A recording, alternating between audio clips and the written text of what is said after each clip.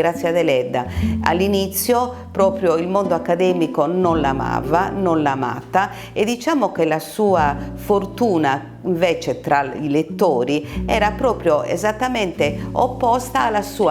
sua fortuna poi nel mondo accademico, ovvero sia andava fortissimo come ammirazione, come lettura da parte del popolo, dei lettori, ma gli accademici la consideravano malissimo. Questo perché? Ma perché la forza, io penso, la forza della lingua madre che era sotto il suo italiano veniva fuori spesso, e spesso dai cosiddetti critici continentali veniva considerato errore, e la lettura di molti critici continentali dell'epoca di quando lei era ancora in vita appunto non la consideravano, perché su di lei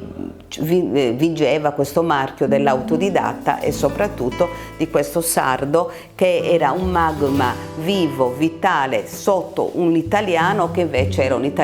di libro, libresco, come lei stessa dichiarò tante volte. Dopodiché si è passato invece, secondo me, ad una fase altrettanto deleteria, che è quella in cui Grazia Deledda viene utilizzata soprattutto per l'aspetto folcloristico, regionalistico, e quindi rischia anche questo tipo di lettura molto regionalizzata, diciamo da piccola patria, rischia di chiuderla, così come la prima invece non lettura rischiava proprio di cancellarla. Oggi io credo che ci stiamo veramente avviando ad una soluzione critica, ad una lettura critica che dà veramente merito a questa scrittrice, che è certamente sarda, ma non solo, e se volete questo discorso del premio Nobel, che è un premio mondiale, caratterizza proprio questo suo parlare al mondo.